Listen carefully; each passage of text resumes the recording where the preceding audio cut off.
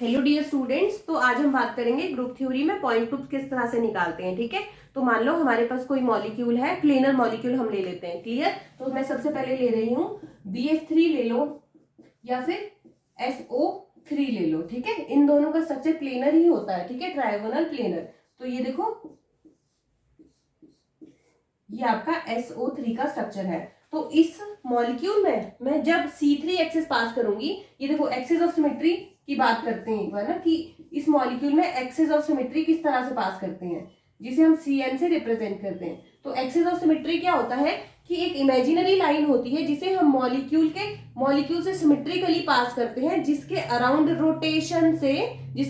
Rotation से आपको equivalent structure दिखना चाहिए। जैसा स्ट्रक्चर आपका पहले था वैसा ही बाद में भी होना चाहिए। एटम के प्लेस पे एटम आना चाहिए। ठीक है, तो यहाँ देखो, जब आपने मान लो यहां से एक एक्सिस पास की, इमेजिनरी एक्सिस, मान लो ये मॉलिक्यूल आपके बोर्ड पे है और एक एक्सिस आपने इसके यहां से पास कर दी।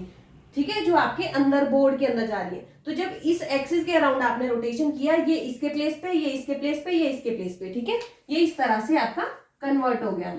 ये क्लियर? तो देखो मॉलिक्यूल में कोई डिफरेंस दिख रहा है? ये इसके प्लेस पे आया, ये इसके प्लेस पे, ये इसके प्लेस पे, कोई भी डिफरेंस नहीं है। तो एक्सिस ऑफ सिमेट्री मॉलिक्यूल में सिमेट्रिकली पास करनी है, जिसके अराउंड रोटेशन से जो मॉलिक्यूल है वो कैसा हो जाए, वो मॉलिक्यूल आपकी इक्विवेलेंट ओरिएंटेशन दे दे। इसे हम कहते हैं एक्सिस ऑफ सिमेट्री। क्लियर? तो अब देखते हैं मॉलिक्यूल में मुझे एक्सिस ऑफ सिमेट्री तो ये वाली दिख गई ना सीधा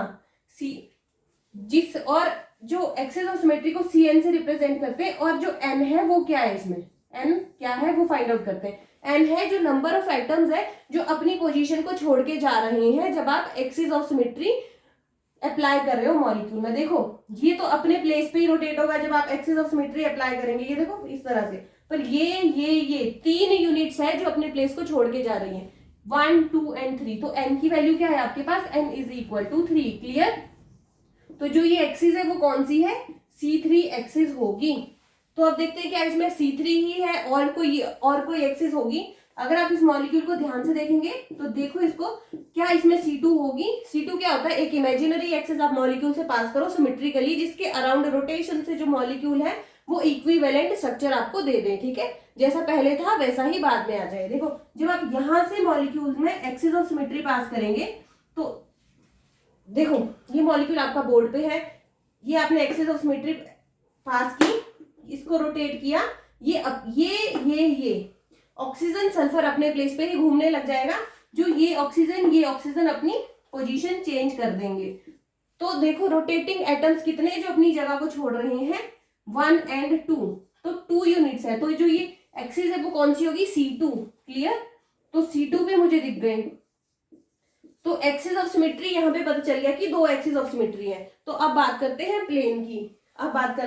प्लेन की। अब देखो मॉलिक्यूल को जब आप ध्यान से देखेंगे, ये देखो मॉलिक्यूल, यहाँ पे प्लेन 2 टाइप के होते हैं। अब बात करते हैं प्लेन ऑफ सिमेट्री, जिसे हम सिग्मा से रिप्रेजेंट करते हैं। प्लेन हमारे पास 2 टाइप के होते हैं, एक होता है सिग्मा V, एक होता है सिग्मा H। क्लियर?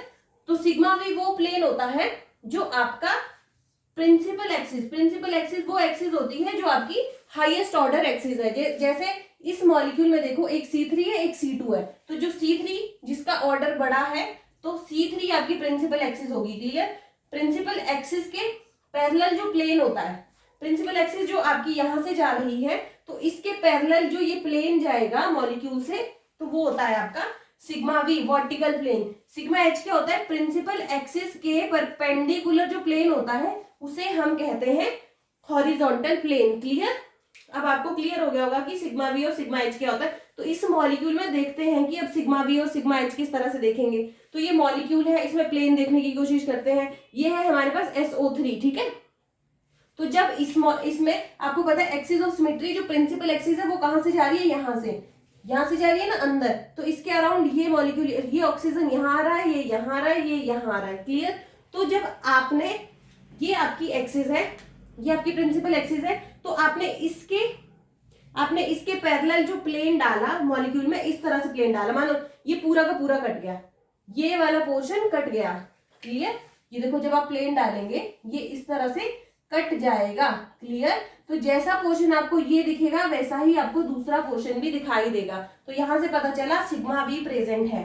यहाँ से पता चला मॉलिक्यूल में जो आपका SO3 है उसमें पता चला हमारे पास क्या है, एक C3 प्रेजेंट है, C2 प्रेजेंट है, सिग्मा V भी प्रेजेंट है। अब देखते हैं सिग्मा H है कि नहीं। ठीक है, तो मॉलिक्यूल को फिर से ड्रॉ करते हैं।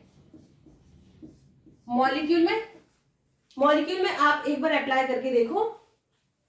प्रिंसिपल एक्सिस कौन सी आपकी, ये आपकी प्रिंसिपल एक्सिस है। क्लियर, ये देखो ये इसके प्लेस पे आएगा, ये इसके प्लेस पे, ये इसके प्लेस पे। इमेजिनरी एक्सिस मैंने मॉलिक्यूल में सिमेट्रिकली पास की, जिसके अराउंड रोटेशन से इक्विवेलेंट ओरिएंटेशन आ जाएगी। जब मैं इसको इस तरह से रोटेट करूंगी, ये इसके प्लेस पे, ये इसके प्लेस पे, ये इसके प्लेस पे। प्रिंसिपल एक्सिस हमारी है C3। क्लियर, तो जब मैं इसके परपेंडिकुलर प्लेन, ये वाला प्लेन डालूंगी, तो इसके परपेंडिकुलर प्लेन डालने से क्या होगा, मॉलिक्यूल जैसा पोर्शन आपका एक साइड है, देखो ये बोर्ड है आपका, बोर्ड से मैं एक प्लेन डालूंगी तो जैसा पोर्शन आपको आगे को दिखेगा वैसा ही रिफ्लेक्ट बैक साइड होगा। क्लियर, तो यहां से पता चला मॉलिक्यूल में आपके पास क्या क्या है, C3 है, C2 है, सिग्मा V है, सिग्मा H है। ठीक है, तो जब हम इन सिमेट्री एलिमेंट्स को कंबाइन करेंगे, इन सिमेट्री एलिमेंट के कॉम्बिनेशन से हमें पॉइंट ग्रुप मिलता है। तो देखो C3 plus C2 plus sigma V plus sigma H से हमें कौन सा सिमेट्री एलिमेंट मिलता होगा। देखो एक डायरेक्ट फॉर्मूला, एक आप ये रखना, अगर आपकी CN एक्सिस है प्लस NC2 होती है plus sigma V plus sigma H, अगर आपके मॉलिक्यूल में ये सारे सिमेट्री एलिमेंट्स हैं तो ये जो CN प्लस NC2 का मतलब होता है आपका DN पॉइंट ग्रुप। क्या होता है, DN। और जो आपका सिग्मा V और सिग्मा H को हम कंबाइनली H लिखते हैं। क्या लिखते हैं, H। तो आपका पॉइंट ग्रुप क्या हो जाएगा, DNH। N की वैल्यू आपकी वही होने वाली है जो आपकी ऑर्डर है, हाईएस्ट ऑर्डर। यहाँ पे देखो C3 है ना, तो ये क्या हो गया, D3H आपका पॉइंट ग्रुप हो चुका है। क्लियर, या अब आपको अच्छे से क्लियर हो गया होगा। अगर आपको इसके बाकी एग्जांपल्स करने हैं तो आप NZ केमिस्ट्री में इसकी प्लेलिस्ट में चेक कर लेना कंप्लीट वीडियोस। ठीक है, थैंक यू सो मच।